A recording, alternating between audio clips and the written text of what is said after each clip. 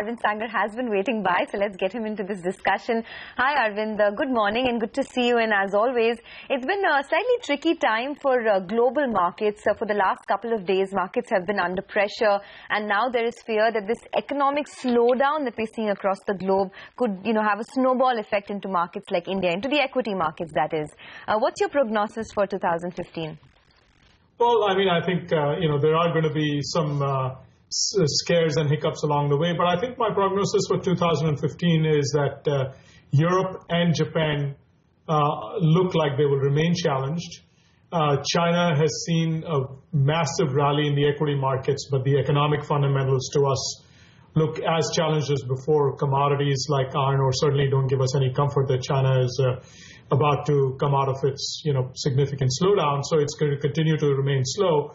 So I think, growth is going to be scarce, and India certainly remains, along with the U.S., frankly, amongst the developed markets. India remains amongst the emerging markets, one of the brightest spots. So we're still looking for more of the same, but I think the volatility that could be caused by U.S. data getting better and Fed moving towards raising rates would be one risk factor to keep an eye on in 2015. And secondly, what does ECB do? It's been talking and threatening to do QE for a while.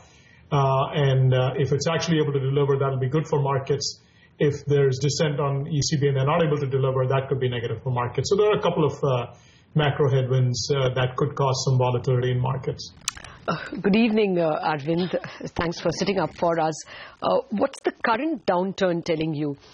Is this correction in the U.S. markets and, for that matter, global equity markets, just a minor correction, just that, a correction? Or could this get a bit nasty as more and more commodity exporters, report deeply or, much slower growth than people budgeted for? Well, let's be clear. The U.S. market has barely had a correction. It's off, 1% of its high, 1.5%, if that. So I'm not even sure it qualifies as a correction rather than a moderate kind of, just profit taking on a little bit. So and same thing with India. It's, very mild. So I think that, Europe has had a bit of a rebound. So I'm not sure that we've had anything massive happen yet. But I think there is some risk that you've had great run. There could be some profit taking in markets like the U.S. or in India going into year end. So there is some, moderate risk. But I would say that, at this point, we've had a very good year in the U.S. We've had a very good year in India. But the commodity exporting countries, what you alluded to, there's major risks out there. Russia's obviously had a currency that has almost collapsed, and you've had significant downside in the market. I think the economic outlook for countries like Russia look quite cloudy for next year. Countries like Venezuela are probably going to go bankrupt at some point in the next 6 or 9 months. So, global divergences and volatility and, frankly, political turmoil in 2015 in some countries is clearly on the cards. And, frankly, for commodity importers like India right now, it's a great time. But if you get significant political volatility in some commodity producers and that causes disruptions to oil supply, that tailwind could quickly disappear and hopefully not turn into a headwind. But, that is a risk factor that we have to keep an eye on. But, it's not our central case. Our central case is oil is going to, it's overshot. It's going to recover somewhat, but I don't think it's going to, go back to $90 or $100, barring any major political upheaval in any of the commodity-producing nations. Okay, Ashok, Arvind, what about the India-China, relative comparison?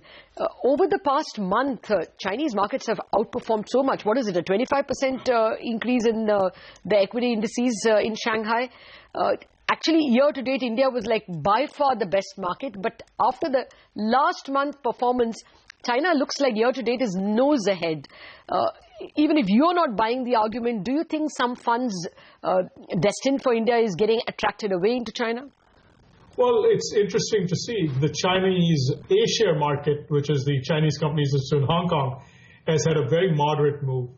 It's the Chinese A-share market, which, yes, foreigners have access to, but that seems to be driven much more by global optimism has had a much bigger move. Even looking at today's action, the Chinese A-share market is up 50 basis points. The Chinese H-share market is down 1.5%.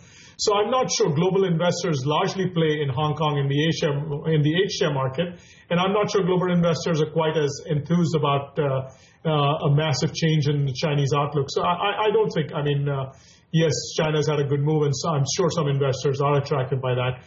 But I think people are playing it more as a trading punt than any structural change in the outlook, whereas India is attracting global investors having more structural underpinnings. And frankly, the government is going to continue to deliver on what it's promised. I think you were talking a little earlier about the insurance bill. That's, I think, a minor but a necessary positive. But other things that the government can and will and should continue to deliver on, and the economic fundamentals, which frankly have been not yet fully there, those continue to happen. And if that structural story and the cyclical recovery unfolds in India, then I don't think there's any comparison between India and China. Right. So when you say that there could be a little bit of turmoil, if we do see some downside, we must remember that India has had no correction at all in the last, say, 6 to 8 months. So if there is a correction, what would be the extent on the downside? Do you think it would just be restricted to 5 to 10%, or would you look at more?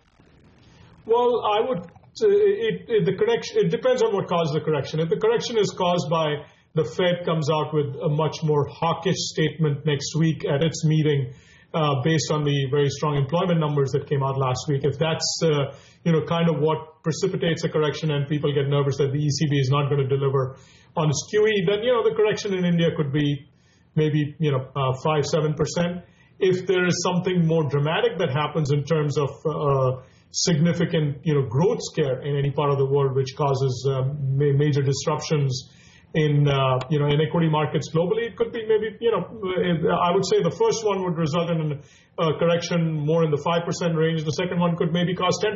But I'm reaching here because I'm not sure what would cause the correction. But a minor correction of the kind that would be caused by, Fed tightening would be, I think, relatively shallow in India's case because, yes, it will cause some fears about liquidity further receding. But again, I think India is one of the markets where money is looking for a structural story. And as long as India does not disappoint on its own, the correction will be more limited. If India does something to disappoint, then, the correction could be much deeper. Okay, a two-part question, Arvind. What are your favorites in India now? Where do you see value since valuations are getting stretched? And separately, yesterday, the Infi promoters selling off about 3 crore shares left the entire IT space a little under the weather. What's your approach to that space as well?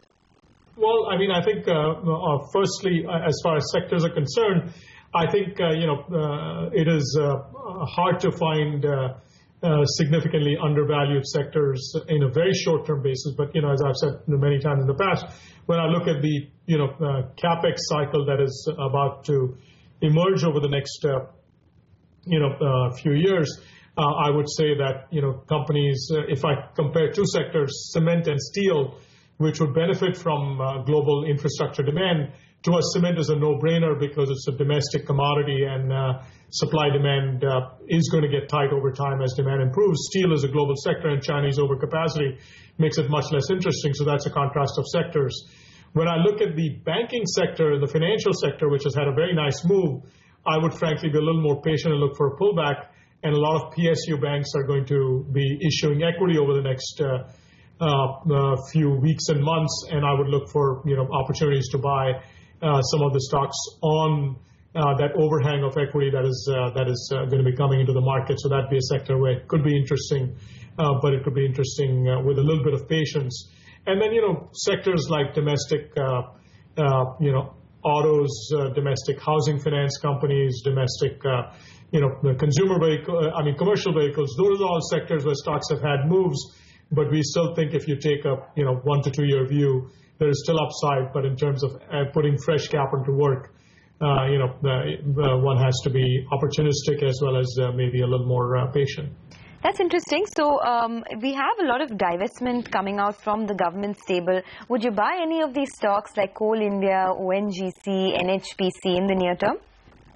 Well, I mean, I guess they just did the sale offer, which clearly was a disappointment, and we definitely stayed away from that because we don't like, third-tier steel companies in a market where steel is oversupplied.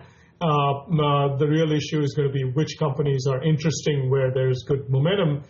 And, we will look at Coal India because it is a large coal company, even if it's badly run, and maybe there'll be improvement in how it's run under the current government, so there could be some opportunities there. The banks, some of them could be interesting because I think that's more a banking sector cycle. Again, the public sector banks are distant, second tier or third tier operators compared to the private sector banks, but at the right price and the right valuation, which many of them are at, in a recovering interest rate, where interest rates are going down and the NPA cycle is getting better. There could be some interesting opportunities there. So, one has to be selective. You can't make a broad brush because at the end of the day, the government companies are, and deservedly so, at much lower valuations and have much worse growth prospects. But there are some opportunities. But I largely prefer private companies. PSUs are of less interest. All right, Arvind, we'll leave it at that. Thank you very much for staying up for us. Pleasure speaking with you as always. You leave us optimistic, well cheered, even if a bit cautious.